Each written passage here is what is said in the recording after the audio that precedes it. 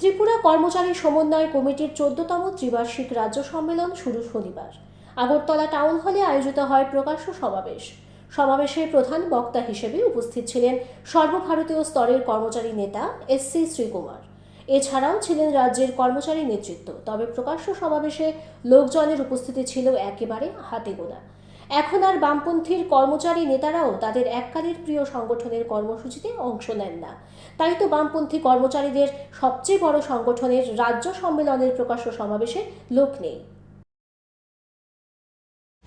Without the world, you cannot draw the picture. So, protecting the civil service is the primary responsibility of the workers, employees, and teachers of this country. More than that, the privatization is also in full swing. They are privatizing state electricity departments, electricity boards. They are privatizing the transport system. They are privatizing the airport, privatizing the port. They are privatizing the roads, national highway, insurance, banking, and government department. They are downsizing.